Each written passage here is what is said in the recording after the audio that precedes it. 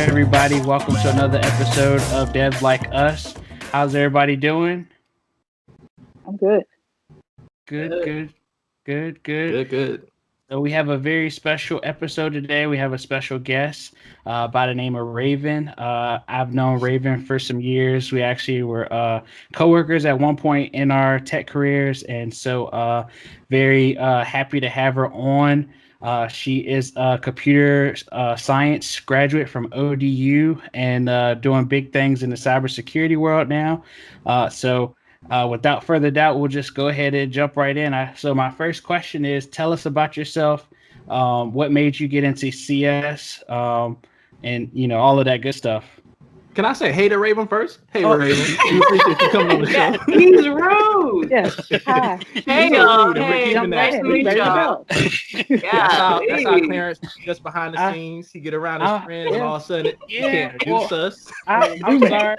I'm still a little burned from last week's episode, so I'm on edge. I'm just trying to get my words out before I get trumped over. So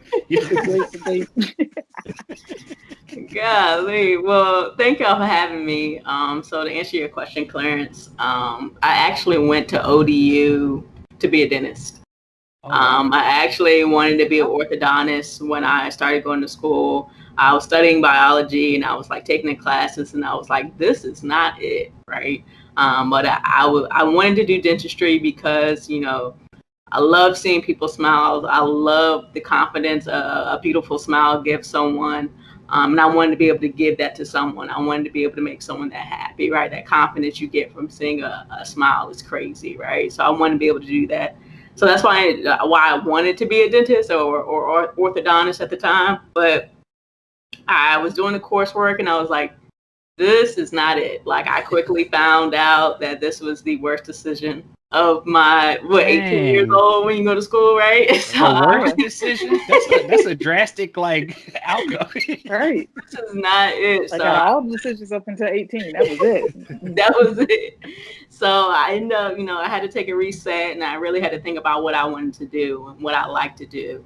And I kind of just fell back on what I enjoyed, right? So my mom ran her own business, right? So she had her own computer, right? So she had a Windows 98 computer, right? Gateway, the old white block joints we don't see no more, right? So she had one of those.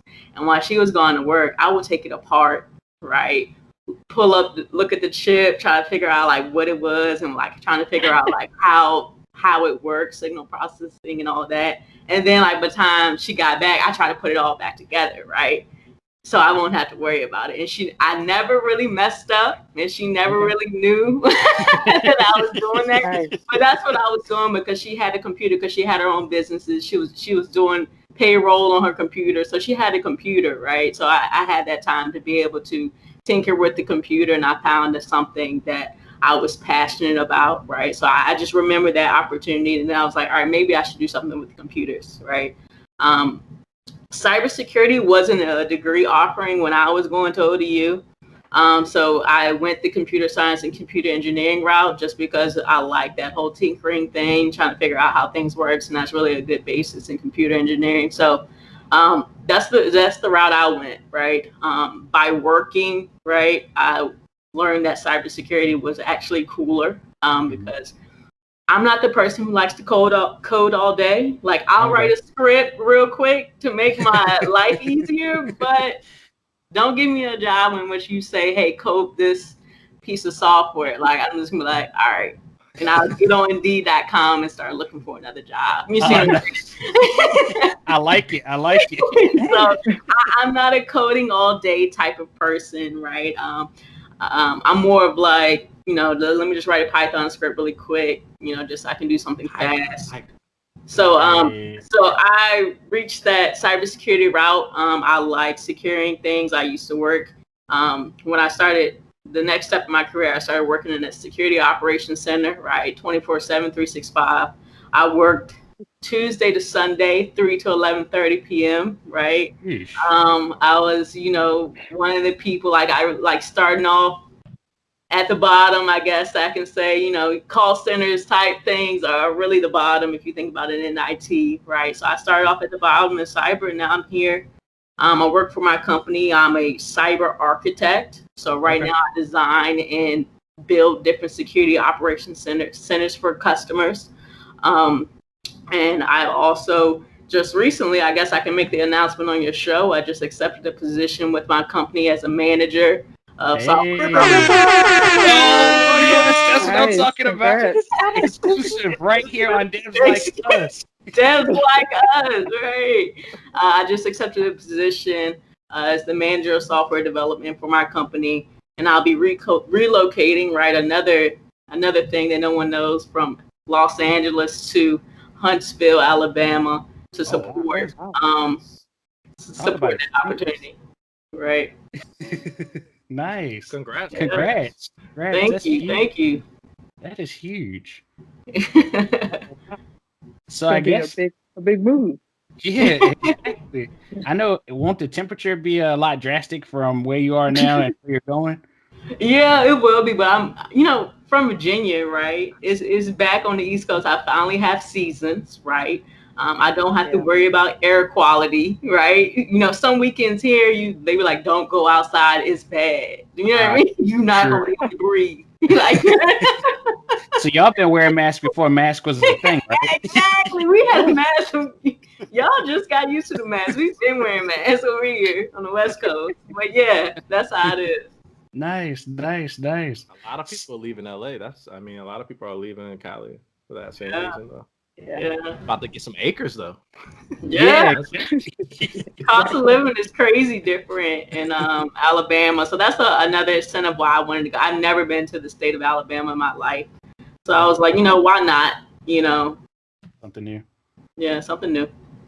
Was it kind of like a little, were you hesitant at any about it? Yeah, I was very hesitant because, like, Alabama, I was like, you know what I mean? Like, pace is going to be a lot slower. Things are going to be a lot slower, and then, like, we're in a time now where race is very important, right? So I didn't want to put myself in a space where I will have to, not saying that it's down south. Like, let's be honest. I didn't want to be in a place where it's exactly like it's easier for someone else to move, like who don't look like us, to move to new places. But we have to be a little bit cognizant of where we are, right? As young Black professionals, we have to be aware of our surroundings at all times, right? So that's what I was worried about, right? Going to Alabama. Can't catch me there, right? Yeah, did you Google where you were going to be staying to see how close everything was? Exactly. So I checked. It's Huntsville, so it's a little bit more mainstream. It's not like the deep South. You can compare it to like a Charlotte, North Carolina. It's a little bit more. They're trying to be up and coming, right? Not saying it's like Atlanta, but they're trying to get there, right? So they're very progressive and stuff like that. So that's the only reason why I said yes. So tell me, say Raven go anywhere a little deeper south in Alabama, probably not. But if you look at the map, it's right there on the top, which gave me a little bit of comfort. Is Huntsville where all the Black engineers are? There's some place down there where it's like the largest number of Black engineers. I think. Yeah. Because Huntsville, they have the reality show there with the Black. They're not engineers. They're and then it's I think it's also where a bunch where the most NASA PhDs are located, co-located within. Oh, nice. Nice. I'm even more comfortable. Way to get connected. I just found that out like a couple weeks ago. Maybe one of our listeners is down there and they can maybe drop some pointers or some hints, Please. to kind of help you out. That's what I need. So I do have a question. So, with that kind of transition, your first transition was out to the West Coast. Is it as really like hectic and I guess like tech savvy as, we hear? Do you feel it's like a super competitive market where it's just like I know I heard housing out there is crazy where it gets snatched up super fast? Are opportunities kind of the same way? To be honest, not really. You think about everyone goes out to LA to be a movie star, right? You go out there to be an actor or an actress, right? It's a lot of the entertainment market is highly saturated. If you have specialized skills like cybersecurity, coding and stuff like that, you're pretty much can go to any job. Like, you have all the big ones, Google's out here, Apple's out here, right? So you have a lot of opportunities to just really go from, if you want to do public sector, or if you want to do defense contracting, it's all out here. You got plenty of options, right? Okay. But I wouldn't say it's like everyone's out here trying to do tech. I think everyone's out here trying to get on a commercial or trying to, be a movie star. I got you. Yeah. I got you. So you're telling us if we came out there, we would see you on a billboard? All right, I got the fact for you all too. So Huntsville has nearly 20,000 of its residents are holding engineering degrees in Huntsville. Oh, nice. Sweet. Nice. This was 2019. Yeah. Okay. Yeah, as long as nobody moved up until now, you should be good. Right when I get there, all 20,000. They're like, you didn't get the memo? You didn't see the you didn't get we the going email? to Atlanta. What you doing? So sorry, I didn't mean to throw you off. I was searching for that fact. I was like, let me get it wrong. So do you think I guess like doing a comparison between workforce and school and kind of like how you've been climbing and all of your success, did school 100% prepare you for that? Did it give you like that foundation that you needed? Do you feel like after you finished it was like you have to relearn everything, like up until where you are a point in your career, how much of that helped? It was a nice foundation, right? It was a good introductory, right, to have school, right, and to have that bachelor's degree. But once you get on the job, most of the stuff you learn, you know what I mean? Yeah, like they don't teach you DevSecOps in school. They don't teach you Agile in school, right? So, no, right? I mean, it's great. I think school gave me a great foundation to start.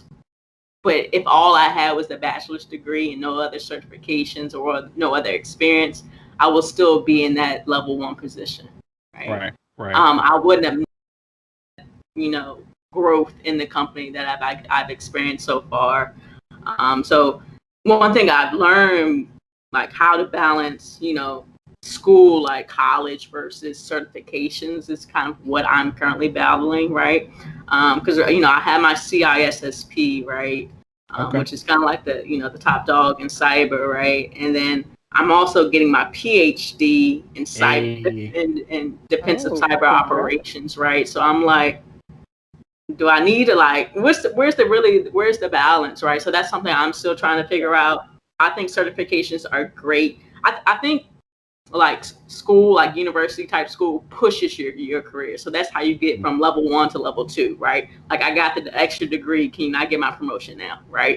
That's how it's really the paperwork part of advancing in your career, not really, hey, I have this type of experience, right? That advances you in your career. It's really like the paperwork type thing, right? I got my master's, I got my PhD, I qualify at minimum a level 4 position, right? Because I put in the work, I have a PhD.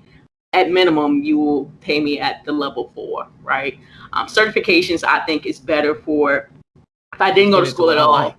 Yeah. You get into what I like. I want to kind of get, if you don't mind, I think this might be off script, but when you're looking at, basically, making sure you're getting paid what you're worth, like, hey, I'm this level, make sure I'm there. Do you have, you don't have to necessarily share your personal experience, but do you have any tips for people who feel like they're underpaid?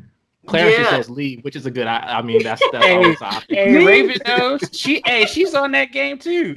I was on that game at first. Now I'm more like knowing what your number is, right? So if you know how much, like, be honest with yourself. If you know you've never done that job before, be honest. You know what I mean? I think it's really all about knowing your role, right? Knowing your number, right? So for me, I said it when I look, I do, you do your salary analysis, right? You look at, what are the people making in that area at this level, right? But it's really all about knowing what you want, right? and then having that number in your head. So when they ask you, so how much are you thinking? What's your ballpark? That's a canned question which they're trying to get you on, right? Right. So it's like, our normal answer is, well, I want to be paid against my number of years and experience for the role. We never really say an answer, right?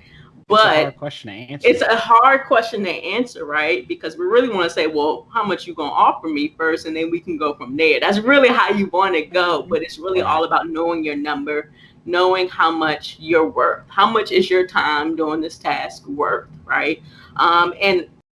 And what I've noticed, right, for offering different salaries and stuff like that, especially when I came out to LA, is that they'll give you the minimum, right? Yeah, and to you, like, let's say you go into from a different company, to you, like, if you had a lesser job, it might seem like the maximum, right? But to them, it's the minimum, and it's just because you don't know your number, right? I had just give you a real life example. For the company I'm at, to move out here, they were like, oh, let's just throw out a, regular ballpark figure, right? Figuratively, let's say to move out to LA, they was going to offer me, I don't know, $50,000 a year, right? I was like, that ain't enough. Right. That doesn't even cover the food. Exactly. So I countered them with another offer and was like, in order for me to pick up all of my stuff and move out to California, right, you're going to have to give me double that. You're going to have to give me $100,000, right? And they said, okay. What if I would have said yes on 50? Right. I would have had 50 and would have been struggling out here. You know what I mean? There's no reason why, like real life, that I countered so high, right? Over $40,000-$50,000. And he's a huge pay gap, right? But if I said a closed mouth doesn't get fed, right? All they can say is no, like, okay, no, that's too much. We can meet you here, but have your number. Like, I had my number. I'm like, no, rent is high in LA. Gas is high in LA. I need at least this to be able to not live in the hood, right? Or sleep at your desk. Right. I mean, something. I would need something. So I think it's all about knowing your number, and then also putting that work in, having those, those degrees matter. I think having those certifications matter. So it's matching up. So have your number ready. Have you noticed too that, like, or I guess, like, have you taken a look at it? Because I know one thing, like, I learned over the years, especially while jumping, is that, like, you hear that one number, but, like, you also consider, like, the overall package, like, does that package come with, like, bonuses, company incentives where it might be, like, shared profit, that kind of thing. Like, is that something you've kind of picked up on too, through your journey? Yes, I do pick up on that, right? But I feel like benefits and employee packages, that's just to get me to stay at your company, not for me to leave my current company, right? Right. So, I mean, I consider it, but it's like, education assistance and all that is standard. I wouldn't have applied if you didn't have these type of benefits, right? So it's like, even though those are great company incentives, those don't. I want my money too, right? Like, if you think about it, like, as a whole, as an organization, right? We're applying to big companies, and they all get tax credits, right, for having a diverse workforce. Let's be honest, they do. They get a tax credit for having. Yes. They get tax credits for having, people of all origins, all nationalities, all skin colors, all female males. They get a credit for having a diverse workforce. So really, you don't have to pay me, because I'm doing you a favor by saying I'm checking that African American box. I'm checking that female box. I'm taking notes. I'm gonna stop checking others. Stop checking others. I need a piece of that pie, right? Yeah, I need a piece of that pie to me. I feel that. I totally feel that. So, Raven, you kind of touched on it, but I just want to kind of get a definitive answer. So, like a episode ago, we were talking about, 2 episodes ago, we were talking about formal education versus, like, the self-taught boot camp learners. And so for you, I know that you went, through the whole ladder, but for someone who's like at home, just a coder, Like they're just like, I just want to code. Do you feel as though that formal education is needed, or they can kind of take that route?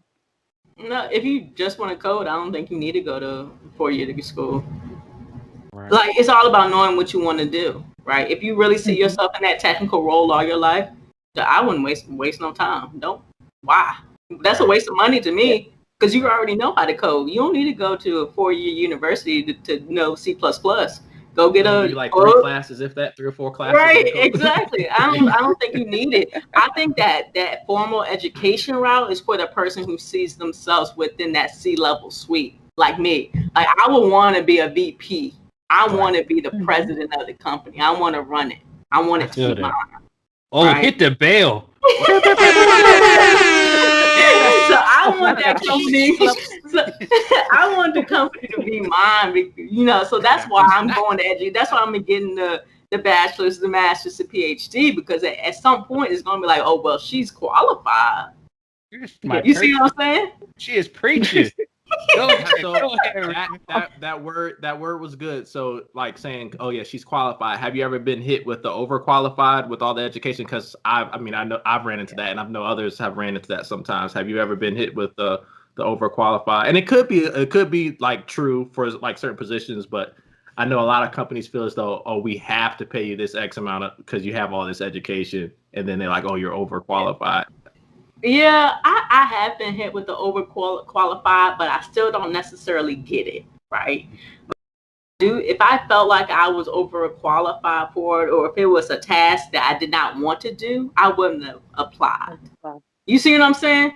Right. So I get the whole overqualified thing. Like, I probably do have too much experience to do this task, or too much degrees to whatever, whatever. I might have too much of whatever to do this task, but it's something I want to do. Right. Like, I just applied to your rec. I'm obviously interested. So for you to say I'm overqualified, it's like, well, I want to do the work. Right. You see what I'm saying? I just don't get it. But yes, I have been hit by that, and I still don't understand. So I got a counter question against that. Yeah. Well, not really against that, but just I guess like additional. So like, trying to debate Clarence? No, not even. No debates tonight. I'm just trying to keep it. I'm trying to keep the peace. But so like as Terrence mentioned, overqualified. But like, do you feel like so? First off, I should say I apologize because I did a terrible intro. I left out all of the creds that you dropped. I'm glad that you definitely put those out there. But do you feel like with what you have now, are there positions that still make you feel like you're underqualified? Yeah, like any type of business management type, managing cost and schedule, right? I'm not good on the numbers yet. Like, and I know that about myself, right? I've been very heavy on the technical. Like, I know how to code. I know how to do all of that, right? I know how to make a tool work. I know how to make something work, stand up a server, whatever. I know how to do it. Cost schedule, I don't care. Like, that means nothing to a technologist if you think about it. Like, okay, we're late or we're overrunning the budget. Okay, I'm still gonna code. Like, you know what I mean? Like, I'm still gonna do my job. Yeah. You still about to product regardless. Okay. like that means nothing. So that's something I'm very light on. And with this new role, I'll get the opportunity to manage a budget. I have my own team. We'll be producing a software product, and I'll get the step back, Raven. I don't need you on the keyboard this time. I need you to manage the schedule. I need you to make sure these developers are producing a product at each and every sprint. So that's what I'm trying to do now. Okay. Yeah. So I guess when you finish school and you've gone through, different parts of your career, different roles, different places, did you expect to see yourself where you are now this fast, or did you think that it would have took longer? Oh no. Ask me. I remember when I was at ODU, my sister's friend came down. She was actually in the PhD program at ODU, and she asked me, she was staying in my dorm, and she asked me, Raven, what do you want to do? I was like, I'm just trying to get out of college. Like, school is hard. I was like, I'm just trying to graduate. I'll work at this company in Newport News that was in the area, right, that I was already working at. I was like, I'm just going to stay in the 757, work at that local company, and that's going to be it. She was like, that's not enough. You'll do more. I'm like, girl, you'd be lucky if I walk across the stage. You know what I mean? Like you're asking for a lot here. You're asking for a lot. You see these classes? like not that I don't know. But I seen your of ODU was tough to me, and I was just really just grateful just to walk across the stage with a passing GPA average, so I can get the heck out of there. Right. I actually feel like grad school, at least for me, grad school was easier than undergrad. But maybe I just had too much going on in undergrad. Yeah, I think that too, because like if you think of grad school, it's specialized. Like undergrad, you doing all this stuff, you don't even care about English. Like they make you take the gen ed, and it's like I don't care about writing. I don't really care about none of that. But they want to make sure you have that basis. Right. And it's like, you know, graduate degrees, you don't do none of that. You're really specialized on what you want to do. So that's why you kind of think it's easier, because it's actually the things you enjoy. For sure. Yeah. So with that story that you just gave us, like, you know, looking back on, you know, how you thought back then, your senior year, to where you are now, like, how do you feel about that mindset change? Like, yeah, it was do you look back and be like, tell yourself, your past self, like, girl, you just don't know what you got going ahead. Right. No, yes. So, but yeah, I definitely look back and like think about all the things in my life, all the opportunities, and even the opportunities that close, right? Even the doors closing was a blessing, right? And I had to think, as I think back, like, dang, I was like probably upset I didn't get that job, but I'm glad I didn't get that job. You see what I'm saying? Like, if you really look back, it was really all about taking risks, right? When I left my first company in Newport News, I moved to Maryland for another company, another opportunity. But it was a promotion, but not really, because the cost of living was higher in Maryland than it was in the 757. But if you really round it out, I was making just about the same. Right. Because the cost of living was so crazy up there. So yes, it was a leap in knowing that, hey, I wasn't really going to be making a lot more money, but this job is actually what I want to do. Okay. Right. So that was my first leap, right? Moving to Maryland. Right. And then my second leap was, I actually went from Maryland to Virginia for a little bit. I had another opportunity. And then that opportunity in Virginia, the contract got cut. I mean, randomly. Like I came in one day, and everybody's like, "Oh my God!" Like everyone, like the employees are like upset, crying. I was like, "What is wrong? What are y'all doing?" Like I come in with my coffee, like, what is going on? And like the contract. I told this exact story last week. They thought I was playing. It's so funny that you say that, because I literally just said the same exact story. Coffee in hand. It's not a travel mug. It's a real mug. Like your coffee gonna get. I was at the Keurig, like, what is going on? That bell is, you just don't know the bell is going off in my head, but you go ahead, Raven, go ahead. But like, I had my Keurig and was like, what is going on? Why are people at their desk crying? Like, so manager comes out, he's like, yo, everyone, we're gonna have an all hands meeting in the conference room in about 5 minutes. So I'm like, okay, well, I'm just gonna do my thing, right? We go in there, he's like, so the contract is over. You have about 14 days to find a job. I'm like, what? Mind you, I had just accepted the position maybe 2 months ago, right? Oh, wow. And when they cut the contract, I was like, well, y'all should have told me this. I wouldn't have left my job. You know what I mean? So they cut the contract. I'm like, I'm sorry. Like, what am I supposed to do? Like, I just quit my job. I'm now here. Now you're saying I have 2 weeks to find another job. And it was like, I went home that day and I was so upset, and I did not understand, now why would this happen to me, right? I'm up here in Maryland, right? At the time, I'm like, it was actually a job that made more money. So now it's like my check isn't so tight, where it's like, you know what I mean? Right. Now I'm a little bit comfortable, but now it's like, dang, am I really comfortable if I got to find a whole nother job in 2 weeks? So I was just like, did not understand what was going on. And I came home, I was upset, I was sad. But I got a call from a director 2 levels up from my manager at the time. He was like, "Hey, is this Raven?" I said, "Yeah." Like never, I didn't know what the number was. He called my cell phone. He was like, "Is this Raven?" "Yeah, this Raven who this." Like that, right? I was real short. He was like, "Yeah, this is X, Y, and Z from, company name here, right?" He was like, "I just want to personally give you a phone call and thank you for your commitment to the company. I heard about your work. Come see me Monday morning. I'm gonna have a job for you." Nice.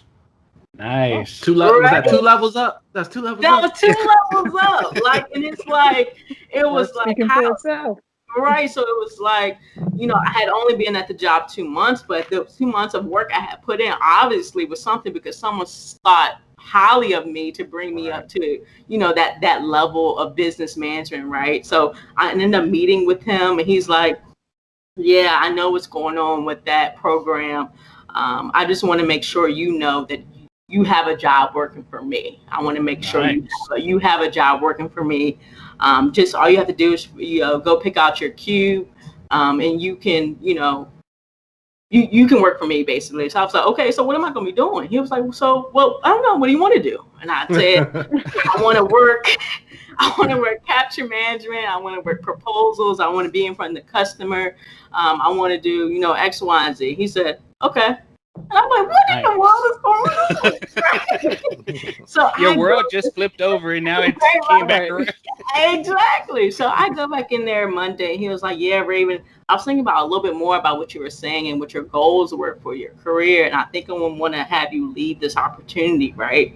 And there was an opportunity in which I didn't feel comfortable with. Like it was a lot of stand up and talking. And that was during the time where I was just used to sitting at the keyboard and coding, right? You know what I mean? So it's like bringing someone from up behind the desk in front of somebody is a little bit, I was scared at the time, right? Right.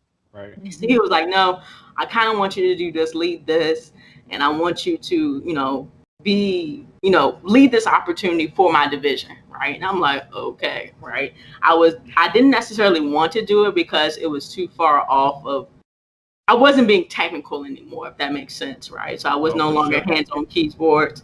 I was doing a little bit more customer-facing opportunities, and I just wasn't really comfortable with that. But that opportunity really set me for the opportunities I have in the future. So from that opportunity, I got my opportunity to come out here to LA.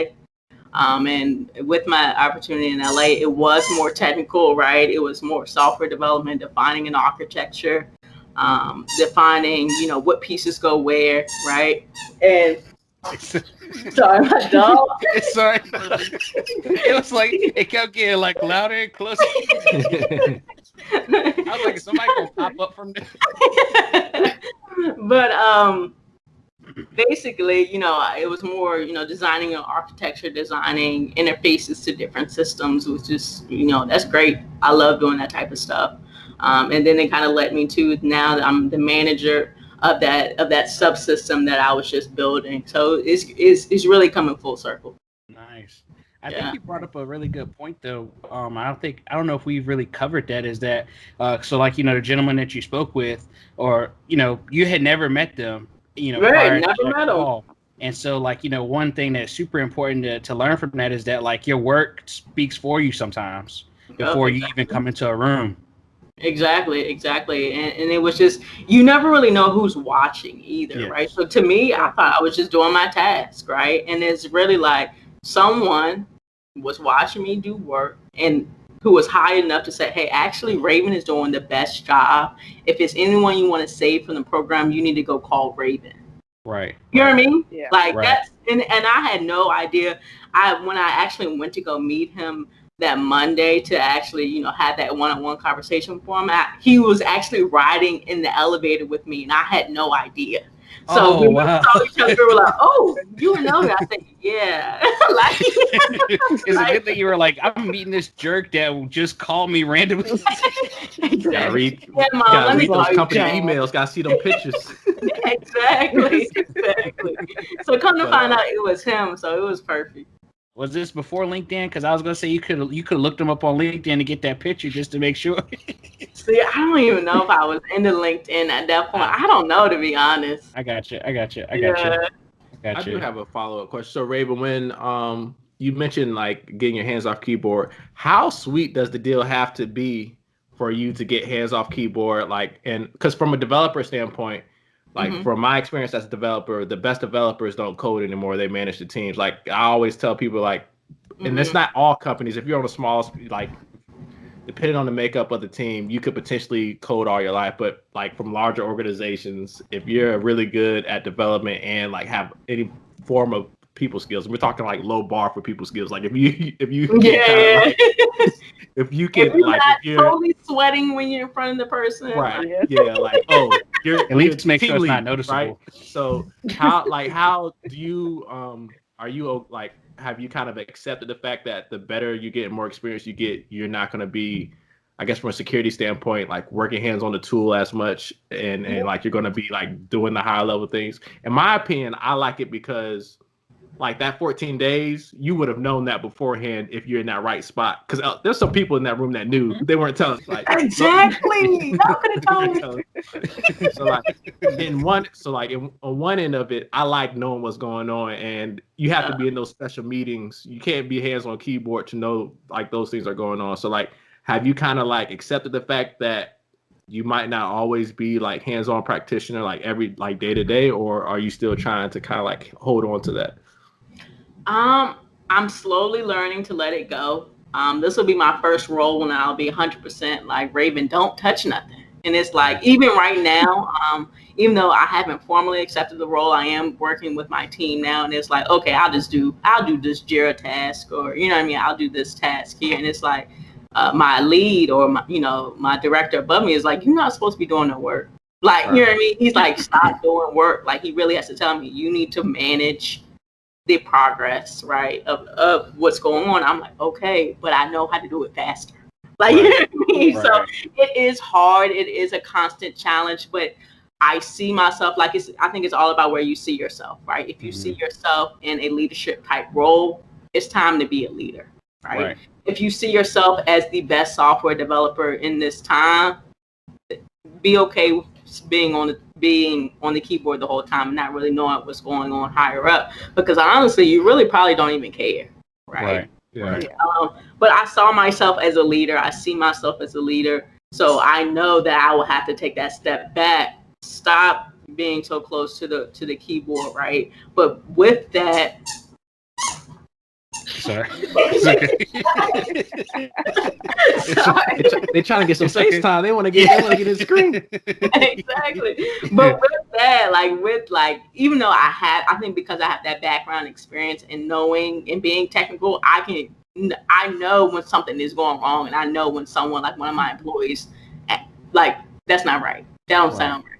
Like, I did that before. That don't even sound. You're not gonna gas me on this because I've done the work before, so you can't just say make something up to me. You see, and I think you can totally tell a leader who has never done the work before, because they be making promises that's like, yeah, we can get that done by tomorrow, and it's like the timeline be all off.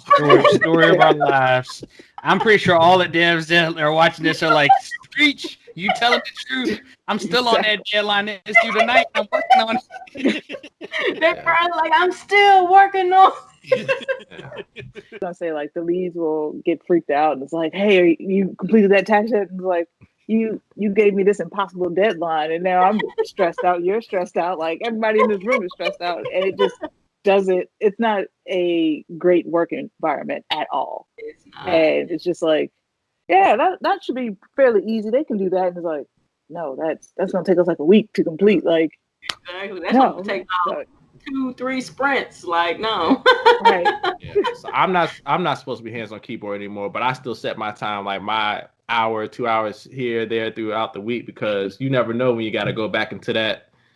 Like, if you go to another company and it's big enough to where, no, you can be hands on keyboard and still be high up, because some companies can do that, and then like it all depends on the makeup. So I don't know. I don't, and you work so hard for those skills. Like, you still want to like do what you've been working on all these years.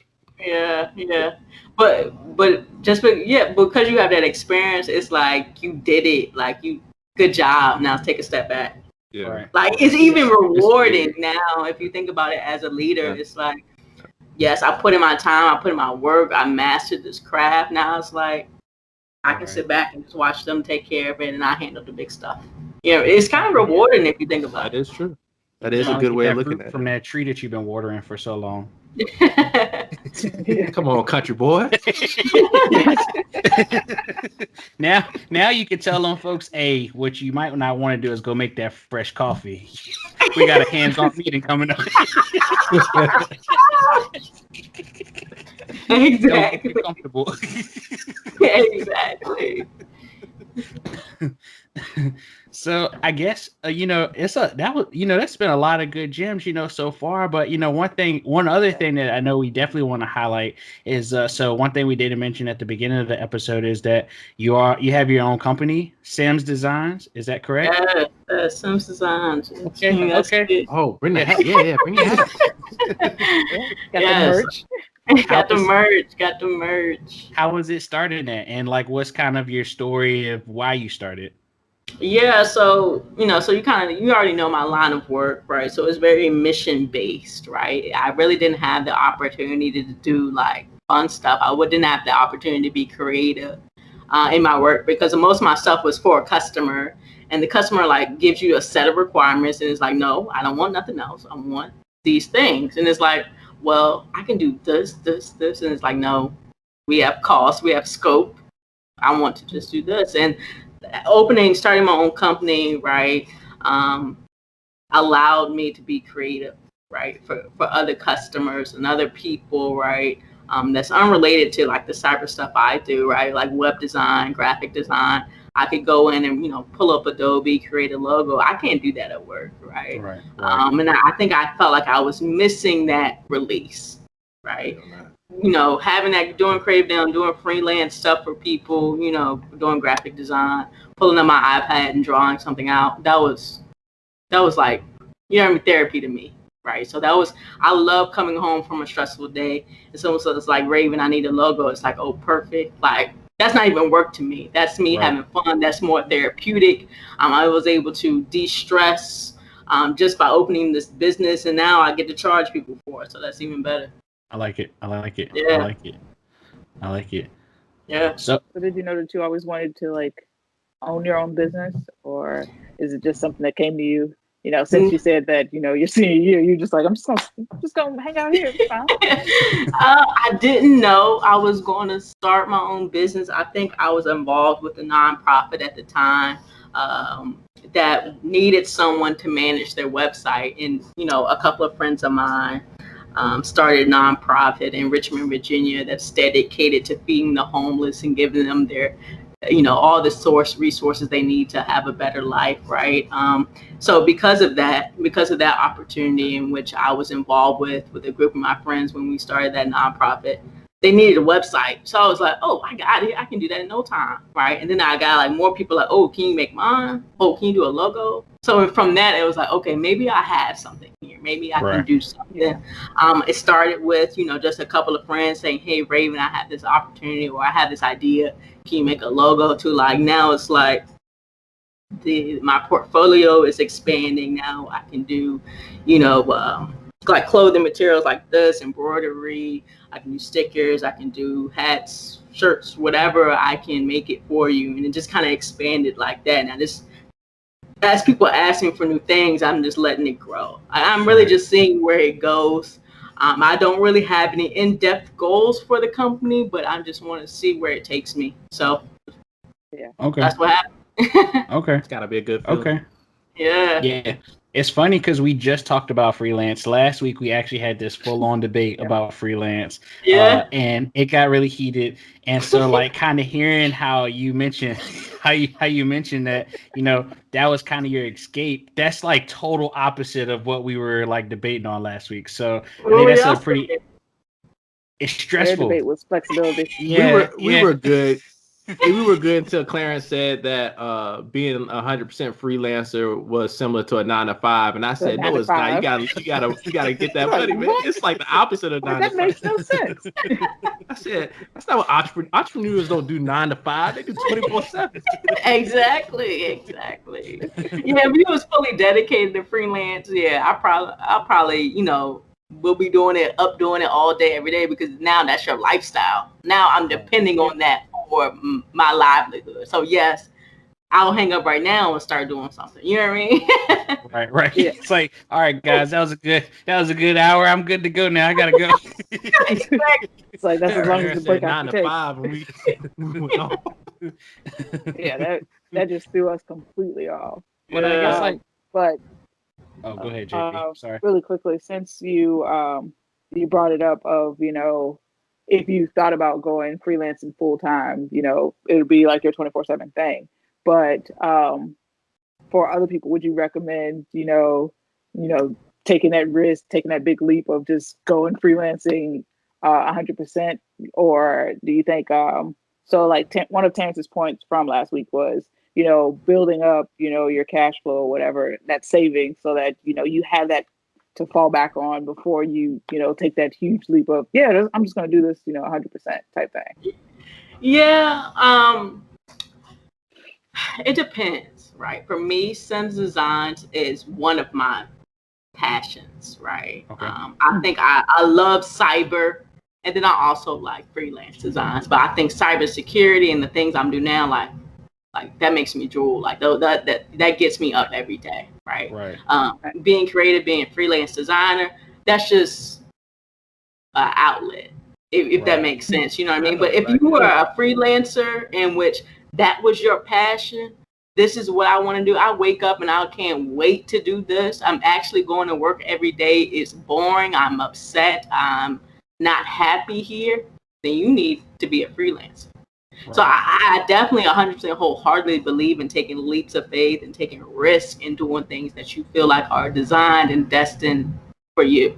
Right, because that's where you see all these doors start opening. Like if you think about it, like when you do things that you're not supposed to be doing, that's when like stuff don't work out. Like you be thinking like, gosh, why can't I get this job? And it's like, well, because you didn't apply for the job that was designed for you. Like you see what I'm saying? You're applying for the jobs that you really don't like being, an admin assistant. You really don't like being that. Why you keep applying for that role when you hate going to work every day doing that? Right. You see what I'm saying? So you can kind of see. I wholeheartedly believe, focus on what your purpose is. Focus on what you feel like drives you, because you'll see way many more doors open for you than you doing something that you hate, right? I honestly believe, we're not put on this earth to be miserable. We're put on this earth to serve a purpose. And when you're serving your purpose,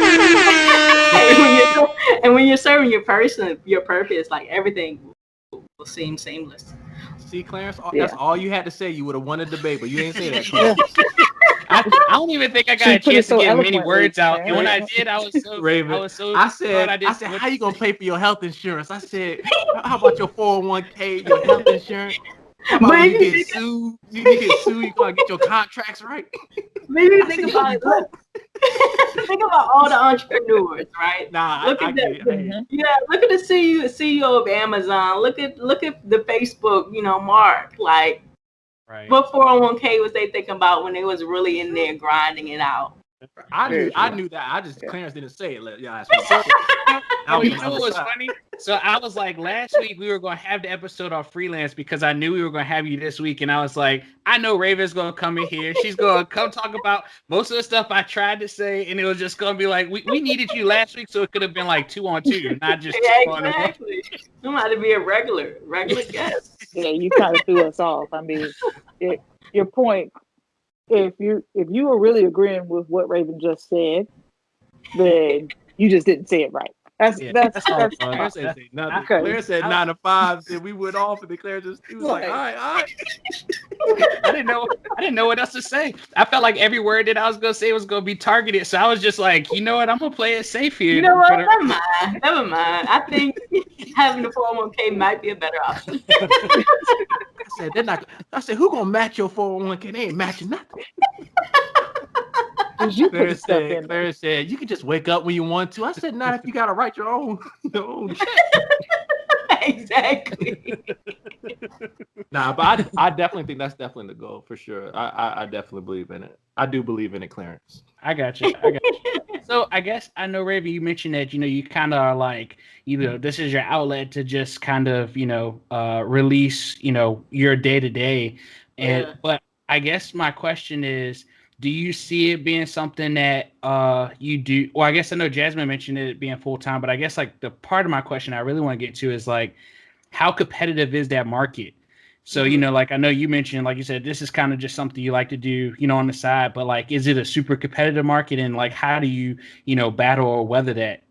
Yeah, I think it's very competitive. Like, if you want to talk about competition, freelance, everybody's a freelance designer, right? Doing it for free online. Some of them do it for free just to kind of get a Exactly. portfolio. What's that new website now? Upwork. Upwork. It's multiple websites where you can go find it. Somebody say, "Hey, I'll design your logo for $5. Please." Right. Please. You know what I mean? The competition is crazy. The competition is crazy, but I think how I set myself apart is by offering end-to-end solutions from people, right? So I walk you all the way through your brand development, from creating your logo to your website to now create your merch. Like, let's do the whole thing. Let's get you set up right. Right. And I think that's kind of where I, separate myself. Like some freelancers only do like tits and pieces of it. And it's like, no, I do the whole thing. Whatever you need, I got it. I can help you with your marketing strategy, your brand management, developing your brand. We got it here at Simpson Designs. Right. We got a website or IG. You gotta say it. You gotta get it out there. Yes. Okay. IG_Sims Designs, website www.ravensims.com. Twitter, same thing, _Sims Designs. Nice. Okay. All right. Okay. We'll put it up in the show notes and all that good stuff. Yeah. So I do. You got a question, JB? I thought you were about to point one more question. No. So I do have another question about like the freelance, and I guess like, so with your company, do you feel like you've passed that, I guess, level or stage that you've gone past because I know you, I need you to do something for me, to like the customers that you have no like, relationship or like never met before? Like, do you feel like you've reached to that point of your of the company? And if not, do you know how you're going to get there? Yeah, so I think I just reached that point, right? At first, it was really all my friends, or like through one degree of separation, maybe like maybe not my friend, but my friend aunt. You know what I mean? Right, but like now, it's like I have no idea who you are. You don't live in the state of Virginia. You don't live, you know what I mean? It's not like you local to where I used to live, or local to Richmond, where I'm from. I'm getting opportunities and customers from all over now. Mostly. Of course, Virginia is a lot of my customers, but I got a customer in Atlanta. I have a customer in New York. No customers in California yet, but coming soon after this. Soon to be Huntsville. Right, like soon to be Huntsville, right? But yeah, I'm getting clients in which I have no idea who they are, right? Okay. Which is sometimes scary, because it's like I can easily meet my friend's expectation, right? Because I know how you think, I know what you want, I know. You know what I mean? But it's like, if someone else, like, name a name, right? Linda or whoever, who randomly sends me a DM on Instagram, I'm like, okay, sure, right? Which adds a level of complexity for me, because you kind of have to have a formalized process now. So now in Sips Designs, I have to establish a formalized process in which I get the information from my clients to be able to build them something beautiful, right? So now I'm finally at that stage where it's not someone I know, it's a brand new person who's really asking me for business advice. I really have a serious idea, which I'm trying to grow my brand. Can you help me? Can we get on the phone and talk? It's like, yes. And we have a formalized process now. So having that, like starting with my friends was good, but definitely branching out, it made Sims Designs go legit, right? It's no longer I do logos on the side. It's like Sims Designs, Raven Sims does logos. We do freelance web development, brand development. We do it all. Right. I like it. Yeah. Did y'all have any other questions? Well, my last one is, at the beginning you talked about, getting your certs and things for, cybersecurity. Cybersecurity is very heavy on people getting their certs and, having those extra qualifications. So outside of that, how do you keep up with like the times of the technology changes as you? Good question. Glad we didn't miss that one. Yeah, I subscribe to podcasts. On my way to work, I listen to CyberWire. Right, they talk about all the latest threats and vulnerabilities and different hacks and stuff that's going on. I listen to it on my way to work. I actually email subscriptions to different, different cyber places, right? I also do conferences, right? Black Hat and all that, where all the geeks get together and, do their thing. So I like to stay engaged like that. I also am a part of industry at work in which I present different cyber topics like zero trust or, name something, right?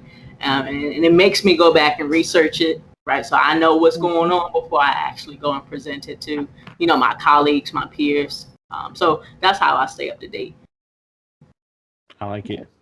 Yeah, I like it. I feel like she hit on all of our different pieces that we've previously talked about. Yeah, like exactly. The conferences, the tech talks, like tech talks.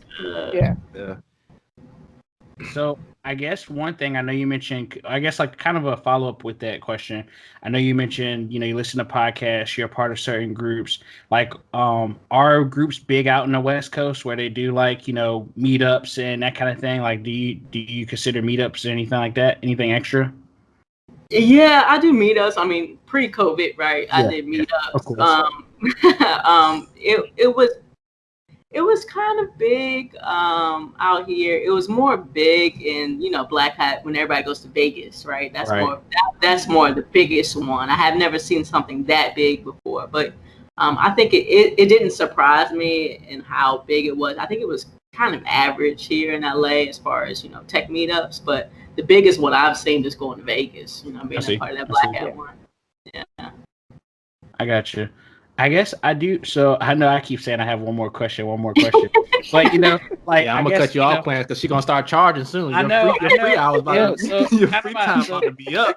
So one of my last questions, and I guess like for me, I've been on the East Coast my whole life, so like the West Coast. So one of our episodes we talked about like the dev life, and so we painted this picture of this dev who hops on his bike, ride. Or I shouldn't say his, but his or her bike, and rides to the local coffee shop, get some coding in there with some buddies, they have breakfast, they get up, they go, and then they actually go into work at like 11 o'clock. Is the West Coast like that? Do you see devs just coding any and everywhere? You do know this is in the same country, right? Like, this is like the same country. It is. No, it is the same world. Country. They are humans. It's I'm like geographically challenged. I'm sorry. It's like that to a T. I wouldn't say they own a bike, right, Clarence? Right. Some people got cars, right? Right. Yeah. But like, I think it is. The West Coast is definitely a whole different work experience, right? So when I started my first day, I had a suit on, dress shoes, and I came in and everybody had on open T-shirts, jeans, ripped jeans, sneakers, and it was like, well. Yeah. Okay. They're like, here for an interview. Like, exactly. Oh, hey, you must be new. And it's like, yeah, I must be, because no one, like, I came from the East Coast and everybody was really buttoned up, like, Monday through Friday. We're going to be spiffy or whatever. Developers too, right? We'll be spiffy, right? And the most lax I've seen on the East Coast was probably the developers in like the collared polo shirts and probably some jeans, right? But here in LA, it's like white tee, like, oh, you want to go to lunch? Oh, it's happy hour after that. You want to just stay longer? And it's like, y'all gonna go to work or? I like when does work start? That's from like 12 to midnight. Yeah, exactly. But like, I think it's a degree, right? It's like they know how to like relax, but then like when the deadline comes, it's like, oh, they in there. Right. They in there now. One huge difference is when I went to Australia for work. Australia, they start at noon. Like, what I mean? They don't believe in going to work a full day. Like here, we're like 8 hours. Like, and then it's like, even if it takes longer than 8 hours and we need to stay longer, we stay. Australia, they were like, okay, but it's not done. Okay, I'm out. There are studies so the 8 hours is the factory life where you don't have to like you're repeating the same task. That's where it's coming from. I'm a proponent of not having to do the 8 hours. Sometimes you're not nobody's working for 8 hours. Even when you go to the office, there's so Maybe much a other solid stuff. 4. But that's the study. They said 3 to 4. You have 3 to 4 actual hours where you're like everything else is just you're just fluff. there. Yeah, I saw a study where it was like people on average do about like 40% of their workday is them actually doing work. I was just like, dang, that's pretty low. Like, but it sounds about right. Like, we need to make some changes. No, seriously. If like, you think about like little 3-hour blocks. If you think about your 8-hour day, it's like, all right, the first hour of my day at 8 a.m. is me sitting at my desk trying to get myself in the mindset, okay, I'm at work. Right. And then like I probably have my coffee and I'm trying to wake up the first hour. And then it's like you get lunch, right? And then it's like you getting up and talking to people. Like, you know what I mean? Like, it makes sense. 4 hours, that's all you need. Give me 4 hours. I'm good. Right. I like it. So I know we've been hammering you with a lot of questions. So I do want to at least give you an opportunity if you had anything to ask us. If you don't, it's okay. We won't like, scold you, be like, oh, you can never come back. Yes, I do want to ask y'all, what are y'all's backgrounds, and if you guys do anything additional on the side, like what is do you do software development? We just didn't go over that. It was all about me. Y'all was picking on me the whole time. And I just about what you guys do. We were picking your brain, so now we can at least say that we gotta pick up our game. Like, I don't even know if I want to say my spiel. I need to hear what everybody does. What are you passionate about? What are you guys doing?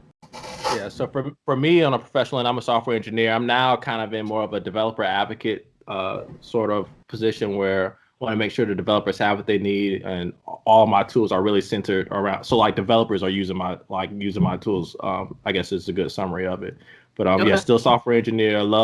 Passionate about developer productivity, and I'm also passionate about DevOps process between managing systems that require high uptimes or no fail times, so that managing those systems where bridging the gap between operations and development and making sure like removing that wall, no more throwing it over the wall to the operations team, making sure like we're managing that through the life cycle as well. So, and then this is my side passion. Devs Like Us is my outlet. Nice. Yeah. JB, you want to go next, or you want to go last? You want me to save I for can last? go next. No, I'll let you save the best for last. So we're gonna start playing the music when Clarence goes. Right. the tiny violin. So for me, I'm a software developer within a research lab. So it's all about me figuring out what people need and in my form or fashion, making the best tool possible. And if I can answer multiple questions with whatever tool that I bring to them, then that's how I'll do it. And it's partnering with a bunch of different developers in a bunch of different fields. So I'm like with engineers, physicists, mathematicians, all those. And so, yeah, that's basically what I do outside of work, Devs Like Us. And outside of that, I'm also a basketball official. So, yeah. Oh, nice. Okay. You can't say that no more, JB. You haven't done it for like 7 months. COVID. She's reffing at the rec, when everybody's outside on the outside. They don't even need me. I'm just like whistle don't even work no more. You blow dust come out. So I guess did you have anything extra? I didn't know if that was. Nope, that's it. Oh, that's it. That's it.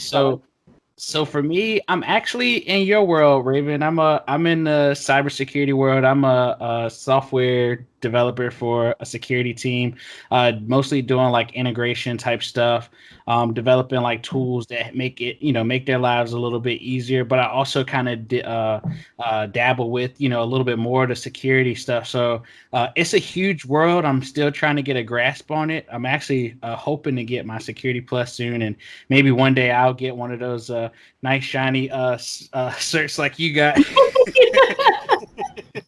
It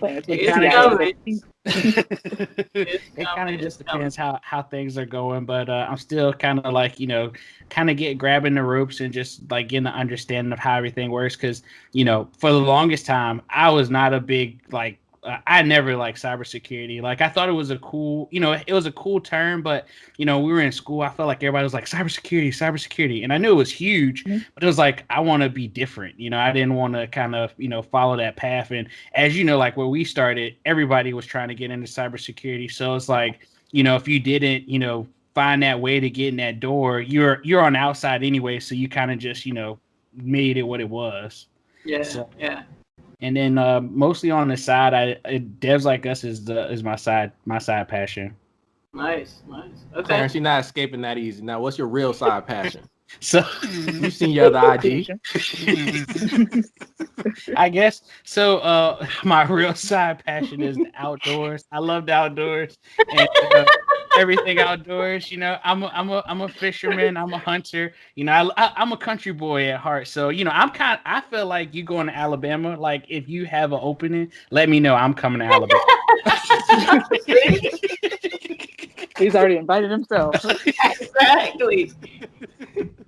You need help moving in? Yeah, exactly. I got it. Put that box down. This is a lot of land. I like it down here. A whole lot of land.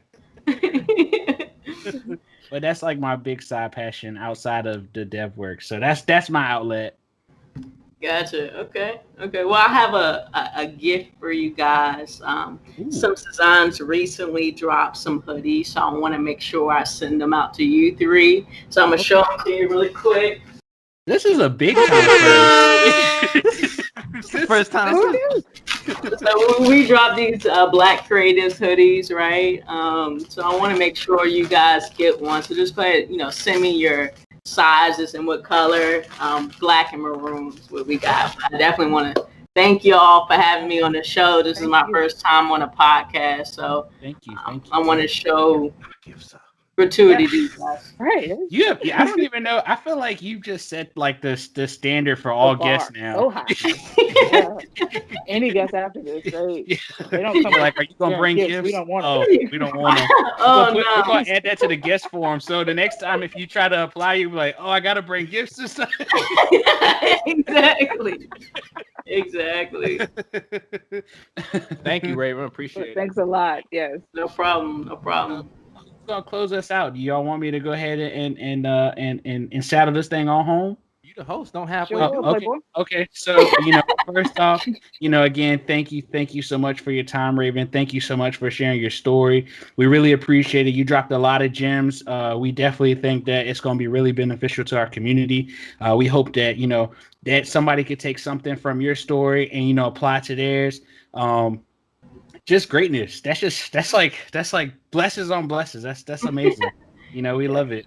So we will have your info, down in our info link. So, everybody could go check out Sims Designs, hit her up for your for whatever your needs are. She says she's from start to finish shop. There's no halfway, like she's gonna get you there. So, definitely check her out.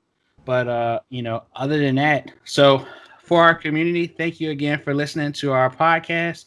We really appreciate it. Don't forget to like, subscribe, and ring that bell. Ring that bell. All right, everybody. Have a good one. Thank you so much for listening.